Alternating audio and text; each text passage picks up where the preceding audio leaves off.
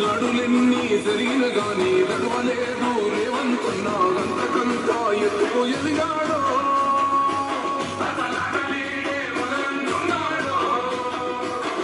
ముక్కనాడు పోలేదు ఒక్కడై కొట్లాడాడు అందుకే పెద్ద నాయకుడయ్యాడో అన్నది బంధువులా ఎదిగాడో అమరవీరుల త్యాగం చూసి అమ్మ సోనియా చలవతోటి వచ్చిన మన తెలంగాణ రక్షణే ధ్యేయమంటున్నాడు జెండా పట్టి సింగమోలే కదిలినాడు కాంగ్రెస్ సూర్యుడు మన రేవంతన్న నిక్కదీసి అడిగే మురగాడు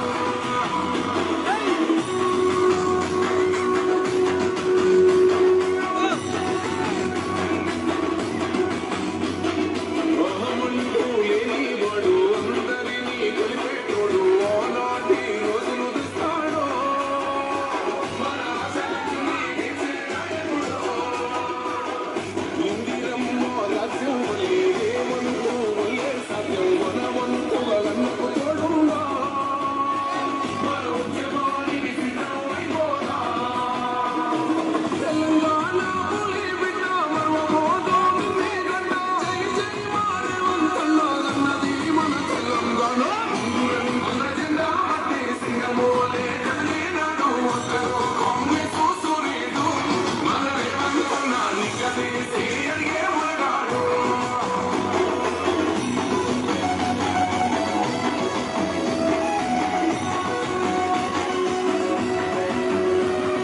రచ్చమొచ్చి ఏడేళ్ళాయే రథలింకా మారకపాయే మోసగాడి చేతుల దిక్కిల్ది రాష్ట్రం మొదటి కన్నా ఈనమైంది నాటి నుండి నేటి వరకు ఇటుగా నిలదీస్తున్నాడు నేను కోరా తమ్మి ఇప్పుడైనా అన్న బాహుబలిలా ముందుకు వచ్చాడు గుండె నిండా తమ్ముడు కొండనైనా దిగుతాడు అడు ఎవడు ఇడు ఎవడు అందరం రేవంతు వెంటే జెండా పట్టి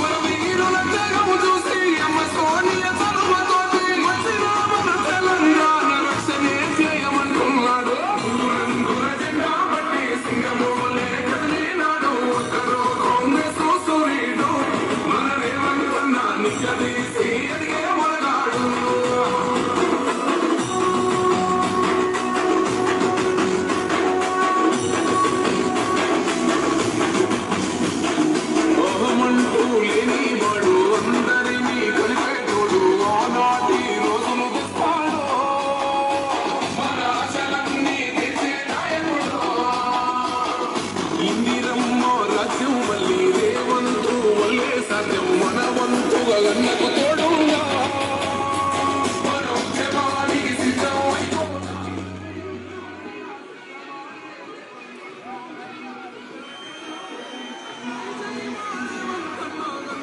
మన తెలంగాణ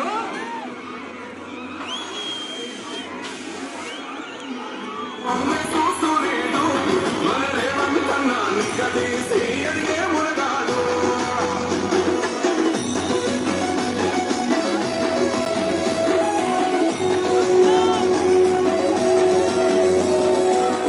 వచ్చి ఏడేళ్ళ ఏళ్ళ తలింకా మారకపాయే మోసగాడి సేతుల దిక్కింది రాష్ట్రం మొదటి కన్నా ఇరవైంది నాటి నుండి నేటి వరకు దిటుగా నిలదీస్తున్నాడు మేలుకోరా మూడు రంగుల జెండా బట్టి సింగమోలే కదిలినాడు ఒంటరో కాంగ్రెస్ సూర్యుడు మన రేవంతన్నా నిగ్గదీసి ఎరిగే మొరగాడు వీడు భూమి నవాలైతాడు విరసాదల ధైర్యం వీడు దొంగ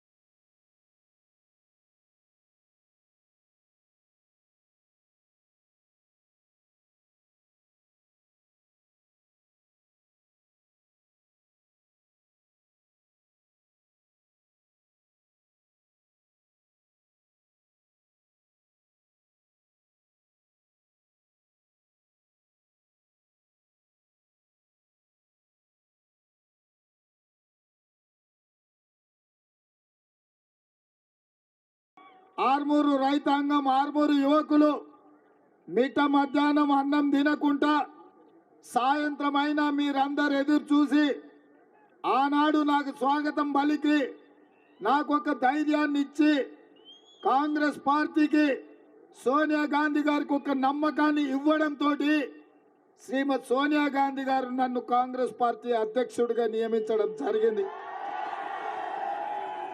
వాస్తవంగా కాంగ్రెస్ పార్టీ అధ్యక్షుడిగా అవకాశం రావడానికి ఆనాడు ఆర్మూరులో ఈ రైతాంగం చేసిన దీక్ష, ఆనాడు మీరు అండగా నిలబడ్డారు కాబట్టి ఈనాడు పిసిసి అధ్యక్షుడినై రాష్ట్రం నలుమూలలో తిరిగి తండాలలో, గూడాలలో, మారుమూల పల్లెల్లో ప్రతి పేదవాడి తలుపు తట్టి ప్రతి పేదవాడి గుండెకు చేరుకొని ప్రజల్ని సమన్వయం చేసి 4 కోట్ల ప్రజల్ని కాంగ్రెస్ పార్టీ వెంట నడిపించినందుకు ఈనాడు ప్రజలు ఆశీర్వదించి 65 సీట్లు గెలిపించి తెలంగాణ రాష్ట్రానికి ముఖ్యమంత్రిగా చేసి మళ్ళీ ఈరోజు ఆర్మూర్ అంబేద్కర్ చౌరస్తాలో తెలంగాణ రాష్ట్ర ముఖ్యమంత్రిగా మీ ముందల నిలబడి నేను ఈరోజు మాట్లాడుతున్న మిత్రులారా, ఈరోజు నేను ఈ స్థాయికి చేరడానికి ఆనాడు ఆర్మూరు రైతాంగం అండగా నిలబడడమే ఈరోజు ఎంతో ఉపయోగపడ్డది అని చెప్పి నేను మీ ముందు చెప్పదలుచుకున్నా. మిత్రులారా, ఈరోజు మీరు ఆలోచన చేయండి. 2014లో 100 రోజుల్లో చక్కెర కర్మాగారం తెరుస్తా అని మాట ఇచ్చి చంద్రశేఖరరావు కుమార్తె కల్వకుంట్ల కవిత ఎన్నికల బరిలో దిగింది. ఆ ఎన్నికల్లో 100 రోజులు కాదు కదా, 10 ఏళ్ళైనా చక్కెర కర్మాగారం తెరవకపోవడంతో ఆనాడు అండగా నిలబడి నిజామాబాద్ నియోజకవర్గం నుంచి పార్లమెంటుకు పంపించిన మీరు ఈ ప్రాంత రైతాంగం వాళ్ళని నమ్మించి మోసం చేసినందుకు, ఈ నిజామాబాద్ ప్రాంత రైతులను నట్టేట ముంచినందుకు అందరూ ఏకతాటిపైకి వచ్చి దాదాపుగా 2019లో 100 మంది నామినేషన్ వేసి మీ ప్రతాపాన్ని చూపించి ఆనాడు మీ రైతాంగంతోని పెట్టుకుంటే మీకు మాట ఇచ్చి మోసం చేస్తే తప్పకుండా బండకేసి కొడతామని ఆర్మూరు ఈ ప్రాంత రైతులు నిరూపించారు. అదేవిధంగా 2019లో ఒక గుండాయన మీకు బాండ్ పేపర్ రాసిచ్చాడు. 5 రోజుల్లో అధికారంలోకి వచ్చిన వెంటనే ఎంపీగా గెలిచిన 5 దినాలల్లో నిజామాబాద్ పసుపు రైతాంగానికి నిజామాబాద్కు పసుపు బోర్డు తెస్తా అని బాండ్ పేపర్ రాసి ఇవ్వడమే కాదు, రాజ్నాథ్ సింగ్ నాడు వీడికి పిలిపించి మీకు అందరికి మాట ఇప్పించండు. రామ్ మాధవ్ గారిని ఈ ప్రాంతానికి ఆహ్వానించి రామ్ మాధవ్ గారి చేత కూడా మీకు మాట ఇచ్చిండ్రు. మీరు అనుకున్నాడు మావాడే మా బిడ్డనే పసుపు బోర్డు ఇప్పిస్తా అంటున్నాడు కదా, పసుపు రైతాంగాన్ని ఆదుకుంటా అంటున్నాడు కదా, అందుకే కవితను బండకేసి కొట్టి ఈ గుండును పార్లమెంటుకు మీరు పంపించింది. నేను ఇవాళ మా ఆర్మూరు యువకుల్ని నేను అడుగుతున్నా, 5 ఏళ్ళు అయిపోయింది, మోడీ ప్రధానమంత్రి అయి 10 ఏళ్ళు అయిపోయింది, మళ్ళా ప్రధానమంత్రి గారు వచ్చి ఇప్పుడు మళ్ళా గుండును గెలిపించండి నేను మీకు పసుపు బోర్డు ఇస్తా అంటున్నాడు. నేను అడుగుతున్నా, ఇదే ఒకవేళ గుజరాత్లో మాట ఇచ్చుంటే, ఇదే ఒకవేళ ఉత్తరప్రదేశ్లో మాట ఇచ్చుంటే ఇవాళ నరేంద్ర మోడీ గారు ఇట్లనే వాయిదాలు వేసుకుంటా 10 సంవత్సరాలు వాయిదా పెడుతుండేనా? ఇవాళ మన ప్రాంతమన్నా మన రైతులన్నా లెక్కలేని తనం వల్లనే ఎన్నిసార్లైనా వీళ్ళను వంచవచ్చు, మోసం చెయ్యొచ్చు, ఎప్పటికైనా వీళ్ళని నమ్మించి గొంతు కొయ్యొచ్చు అని ఇవాళ నరేంద్ర మోడీ గారు, ధర్మపురి అరవింద్ గారు అనుకుంటున్నారు.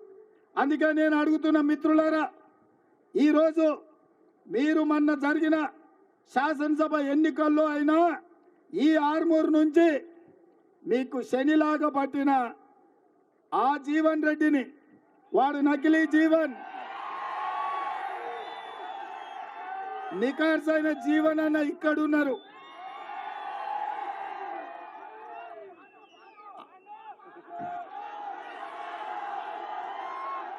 వదిలించుకోనికే ఇంకొక ఆయన తెచ్చుకున్నారు. ఇవాళ మీ పరిస్థితి పెన్నం మీద నుంచి పోయి పొయ్యిలో పడ్డట్టు అయింది. ఈడ కూడా అసెంబ్లీలో కాంగ్రెస్ను గెలిపించకుండా బీజేపీని గెలిపించారు. నేను అడుగుతున్న, మరి బీజేపీ నుంచి గెలిచి ఎమ్మెల్యే గారు 150 రోజులు అయ్యింది. మోడీ గారి నుంచి మీకు ఏమి తెచ్చిండో? చివరికి ఆర్మూరు మున్సిపాలిటీకి, ఇది అత్యంత ప్రాచీనమైన మున్సిపాలిటీ, ఎప్పుడో గ్రామ పంచాయతీ కట్టిన బిల్డింగ్లో మున్సిపల్ కార్యాలయం ఉన్నది. కనీసం ఆర్మూరు మున్సిపాలిటీకి మున్సిపల్ కార్యాలయంలో కూడా మోడీ నుంచి తేలేకపోయిందంటే మీరు ఎమ్మెల్యేకి వేసిన ఓట్లు శుద్ధ దండగైనాయా లేదా మీరు ఒక్కసారి ఆలోచన చెయ్యండి. ఇవాళ అందుకే నిజంగానే మీరు మొన్న నా మాట విని నా కండగా నిలబడి వినయ్ రెడ్డిని ఎమ్మెల్యేగా గెలిపించుంటే ఈ 150 రోజుల్లో మీ మున్సిపల్ కార్యాలయం నిర్మాణానికి 10-15 కోట్ల రూపాయలు పెద్ద లెక్క కాబోతుంది. ఇవాళ నేను పాత ఆర్మూరు నుంచి చూసుకుంటా, సుతులగుట్ట నుంచి మీ మొత్తం గ్రామం చూసుకుంటా ఇవాళ అంబేద్కర్ చౌరస్తాకు వచ్చిన. ఇది వెనుకబడలేదు, నాయకులు వెనుకబడేసిండ్రు. ఆర్మూరును అభివృద్ధి చేయడానికి అవకాశం ఉంది. కానీ ఇక్కడ ఎన్నికైన నాయకులు ఆర్టీసీ ల్యాండ్లో మల్టీప్లెక్స్లు కట్టుకున్నాడు ఒకడు, ఇతర దేశాలలో వ్యాపారాలు చేసుకునేట ఆయన ఇంకొక ఆయన. అందుకే ఇవాళ వాస్తవంగా మీ తరపున మీ సమస్యల మీద మాట్లాడేటోళ్ళు, మీ సమస్యల మీద కొట్లాడేటోళ్ళు, మీ ఆత్మగౌరవాన్ని నిలబెట్టేటోళ్ళు ఆర్మూరులో ఎమ్మెల్యే లేడు, నిజామాబాద్కు ఎంపీగా లేడు. ఇవాళ ఎంపీకి నిలబడ్డోళ్ళు అంటున్నారు, అయ్యా మేము రైతుల సమస్యలకు కొట్లాడతాం, మేము రైతు సమస్యలను పరిష్కరిస్తామని. నేను అంటున్నా, మీకు చెప్తున్నా, వాడెవడో రైతు గురించి చదువుకోవాలి పుస్తకంలో, కానీ మా జీవనాన్న సొంతంగా ఆయనే రైతు కష్టమేందో తెలుసు, వ్యవసాయం ఎట్లుంటుందో చేసేటోడు. 40 ఏళ్ళు ఏ పదవి ఉన్నా చీకటి వాడే వరకు ఇంటికి చేరుకొని వ్యవసాయ పొలంలో పనులు చూసుకొని ప్రజలకు ఆదర్శంగా ఉండే ఆదర్శ రైతే మన పెద్దలు టి జీవన్ రెడ్డి గారు. ఇవాళ రైతు వ్యతిరేక నల్ల చట్టాలు చేస్తే హర్యానా, పంజాబ్ నుంచి లక్షలాది మంది రైతులు ఢిల్లీ సరిహద్దులో మోరించి నరేంద్ర మోడీని మెడలు వంచి రైతు వ్యతిరేక నల్ల చట్టాలు వెనక్కి తీసుకునేటట్టు చేసి రైతులకు క్షమాపణ చెప్పించిన పౌరుషం హర్యానా, పంజాబ్ రైతులది. ఆ స్ఫూర్తి తెలంగాణ రాష్ట్రంలో ఏ రైతులకైతే ఉందంటే అది ఈ ప్రాంతం ఆర్మూరు, ఈ ప్రాంతంలో మీ నిజామాబాద్ ప్రాంతంలో హర్యానా, పంజాబ్ రైతులకు ఎట్లయితే ఆత్మ గౌరవం కోసం ఆఖరి శ్వాస వరకు కొట్లాడతారో ఈ ఆర్మూరు ప్రాంత రైతులు కూడా అదే పౌరుషంతో కొట్లాడే వాళ్ళు. అందుకే ఇవాళ మీకందరికీ నేను ఒక్క మాట చెప్పదలుచుకున్నా, మీ సమస్యలు పరిష్కరించాలన్నా, మీ పసుపు బోర్డు మీకు రావాలన్నా, మీ చక్కెర కర్మాగారం తొందరలోనే తెరుచుకోవాలన్నా పెద్దలు జీవన్ రెడ్డి గారు పార్లమెంటుకు ఎన్నిక కావాలి. ఆల్రెడీ శ్రీధర్ బాబు గారు జీవన్ రెడ్డి గారి నేతృత్వంలో సుదర్శన్ రెడ్డి గారితో సహా కలిపి మంత్రివర్గ ఉపసంఘాన్ని వేసి చక్కెర కర్మాగారాన్ని తెరవడానికి ఇవాళ 42 కోట్ల రూపాయలు బ్యాంకుకు చెల్లించి ఎన్నికల కోడైన ఎంబడే మీ ప్రాంతంలో ఉండే చక్కెర రైతులను, చెరుకు రైతులను ఆదుకునే బాధ్యత మన ప్రభుత్వం తీసుకున్నది. ఇవాళ ఇక్కడ పండించే ఎర్రజొన్నలు కానీ, ఇక్కడ పండించే మొక్కజొన్నలు కానీ, సోయాబీన్ కానీ, మీరు పండించే వడ్లు కానీ గిట్టుబాటు ధరతో పాటు 500 రూపాయల వడ్లకు బోనస్ ఇచ్చి కొనుగోలు చేసే బాధ్యత మాది. నిన్న మన చంద్రశేఖరరావు అన్నాడు రైతు బంధు పడతలేదు, రైతు బంధు వస్తలేదు అని. నేను చెప్పిన మే 9 తారీఖు లోపల రైతు బంధు వేసే బాధ్యత నాది. రైతు బంధు వేస్తా, అమరవీరుల స్తూపం దగ్గర 9 తారీఖు లోపల వేయకపోతే నేను ముక్కు నేలకు రాస్తా, వేస్తే నువ్వు రాస్తావా అని సవాలు విసిరిన.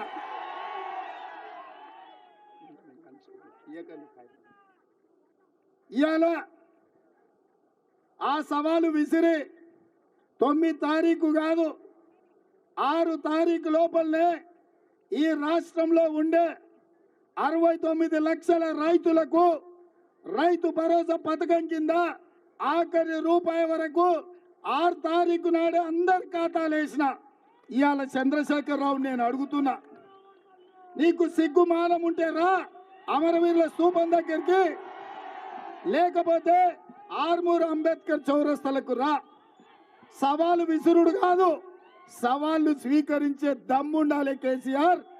ఇవాళ మొత్తం రాష్ట్రంలో ఉండే 69 లక్షల మందికి రైతు భరోసా పథకంలో అందరికీ నిధులు వేసిన ఏ రైతు ఖాతాలైనా మీరు పోయి చూడండి, మీకు నిధులు వచ్చినాయా లేదా ఆలోచన చెయ్యండి.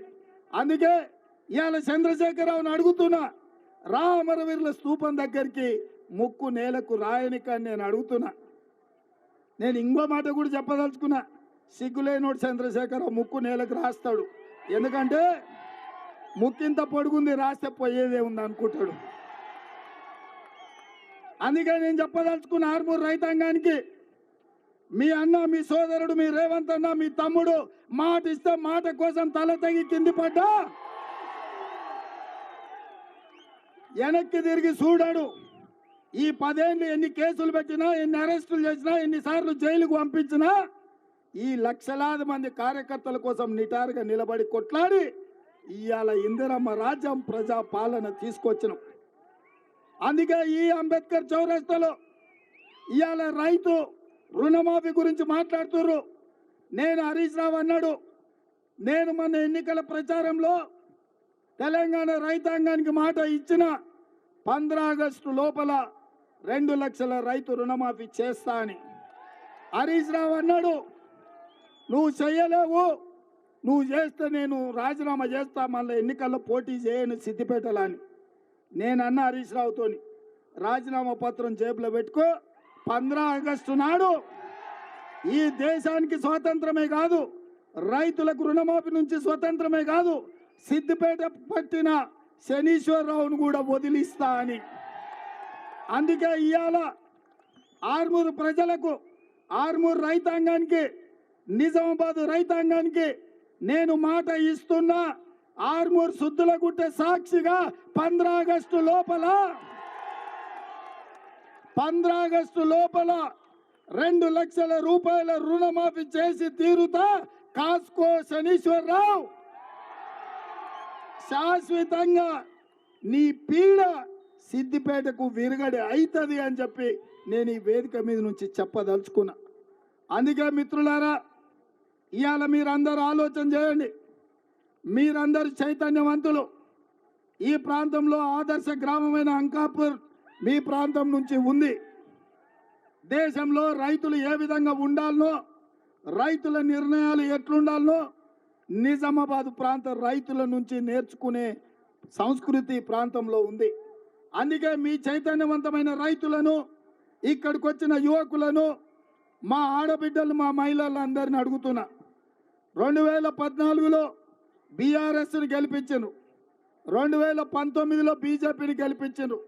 వాడిని చూసిండ్రు, వీడిని చూసిండ్రు, ఇద్దరు కలిసి మిమ్మల్ని నిండా ముంచిండ్రు. ఒక్క అవకాశం జీవనానికి ఇవ్వండి. జీవనన్న ఆయనే స్వయంగా రైతు సమస్యలు తెలిసినోడు, పెద్ద మనిషి. ఆ బీజేపీ అయినా అహంకారం ఆడరుగుళ్ళు ఉంటే ఎట్లుంటుందో బీజేపీ వాడికి అట్లుంటాడు.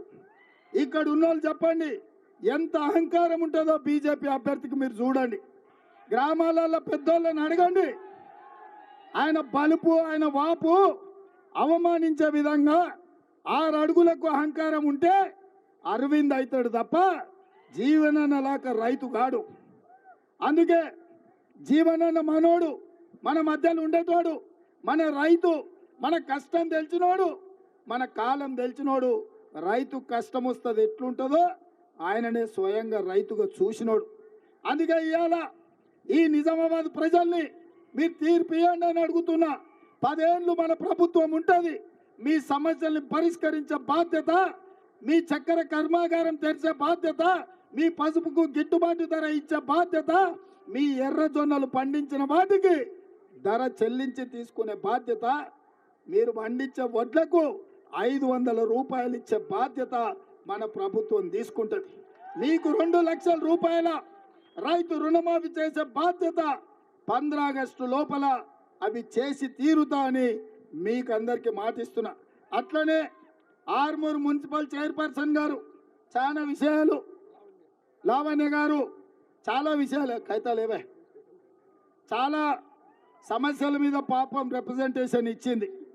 కానీ నేను ఒక్క మాట ఇచ్చిపోతున్నా, ఎన్నికల కోడ్ అయిన ఎంబడే ఆర్మూర్కు మున్సిపల్ కార్యాలయాన్ని 16 కోట్ల రూపాయలు మంజూరు చేసి ఆర్మూర్ మున్సిపాలిటీలో వారు చాలా విషయాలు, చాలా రిప్రజెంటేషన్ నాకు ఇచ్చిండ్రు. వాటన్నిటినీ తప్పకుండా పరిశీలిస్తా. ముఖ్యంగా మీకు మున్సిపల్ కార్యాలయం నిర్మాణానికి 16 కోట్ల రూపాయలు అడిగినరు, వాటిని మంజూరు చేస్తా. అదేవిధంగా ఆర్మూర్ మున్సిపాలిటీలో విలీన గ్రామాలు ఉన్నాయి, ఆ సమస్యలు కూడా వారు చెప్తున్నారు. వాటిని ఏ మేరకు పరిష్కరించాలో తప్పకుండా ప్రభుత్వం పరిగణలోకి తీసుకుంటుంది. ఇవాళ 10 ఏళ్ల తర్వాత కూడా నరేంద్ర మోడీ గారు వచ్చి చెప్పిన అబద్ధాలనే మళ్ళీ మళ్ళీ చెప్తున్నాడు. 10 ఏళ్ళు మోడీ గారు ప్రధానమంత్రిగా ఉండి మనకు పసుపు బోర్డు ఇవ్వలేదు, మన షుగర్ ఫ్యాక్టరీ తెరవలేదు. ఇవాళ మళ్ళీ అదే ముచ్చట చెప్పి మనల్ని బోర్ల పడేయాలని చూస్తున్నాడు. అందుకే ఎమ్మెల్యేగా బీజేపీకి ఇచ్చిండ్రు, ఎంపీగా బీజేపీకి ఇచ్చిండ్రు. నేను అడుగుతున్న మా మిత్రులని, ఈసారి పెద్దలు జీవన్ రెడ్డి గారిని ఎంపీగా గెలిపించండి. మీ ప్రాంత రైతుల సమస్యల్ని గల్లీ నుంచి ఢిల్లీ వరకు పరిష్కరించే బాధ్యత పెద్దలు జీవన్ రెడ్డి గారు తీసుకుంటారు. అందుకే మిత్రులారా, ఇవాళ ఒక్కటే నేను చెప్పదలుచుకున్నా, ప్రతి వాడు దేవుడు అంటాడు, అక్షింతలు ఇస్తాడు. నేను అడుగుతున్న ఈడ 90% మా హిందూ సోదరులు ఉన్నారు, మా హిందూ బంధువులు ఉన్నారు. ఎక్కడైనా కళ్యాణం కాకుండా అక్షింతలు వస్తాయా? మనం పెళ్లికి ఎప్పుడైనా వెళ్తే కళ్యాణం అయినాకనే కదా మన చేతులు అక్షింతలు పెడతారు వేయమని. భద్రాచలంలో అయినా అయోధ్యలో అయినా రాముల వారి కళ్యాణం అయినాకనే కదా మనకు అక్షింతలు ఇస్తే మనం అక్షింతలు వేసి దండం పెట్టుకునేది. మరి రాముల వారి ప్రతిష్ట కంటే 15 రోజుల ముందే బీజేపీ వాళ్ళు ఇంటింటికి అక్షింతలు తెచ్చి పంచిండ్రు. ఇది హిందూ సాంప్రదాయమా అని నేను అడుగుతున్నా. ఇది దేవుడిని మోసం చేయడం కాదా? దేవుడి పేరు మీద ఓట్లు అడుక్కోవడం, ప్రజల్ని మభ్యపెట్టడం కాదా? ఇవాళ బీజేపీ వాళ్ళు తెగబడి హిందూ సాంప్రదాయాలకు వ్యతిరేకంగా రాముడి ప్రతిష్ట జరగకంటే ముందే 15 రోజుల ముందే అక్షింతలు ఎక్కడి నుంచి వచ్చినాయని నేను బీజేపీ నాయకులను అడుగుతున్నా. వేద పండితులకు నేను దండం పెట్టి చెప్తున్నా, సాంప్రదాయం ఏందో మీరు ప్రజలకు చెప్పండి. మేమందరం హిందువులం కాదా? మేము దేవుళ్ళకు మొక్కలేదా? శ్రీరాముడికి పూజ చేయలేదా? మేము హనుమంతుడిని కొలవలేదా? ఇవే కాదు, మా గ్రామాలలో మేమందరం వ్యవసాయం చేసుకునేటోళ్ళం. ఎల్లమ్మకు, పోషమ్మకు, మైసమ్మకు కోడిని కోసినాం, కళ్ళు కోసినాం. మన రైతులం ఏం చేస్తామే, పంట చేతికొచ్చేటప్పుడు మన ఇంటి దైవమైన పోషమ్మకో, ఎల్లమ్మకో, మైసమ్మకో దండం పెట్టుకొని, అమ్మ తల్లి తల్లగా చల్లగా చూడు, నీకు కోడి కోసినాం, కళ్ళు కోసినాం అని చేస్తున్నామా లేదా? చేయలేదా? మనము బీజేపీ వచ్చి మనకు నేర్పాలా? బీజేపీ వచ్చి మనకు భక్తి గురించి, పూజల గురించి చెప్పాలనా?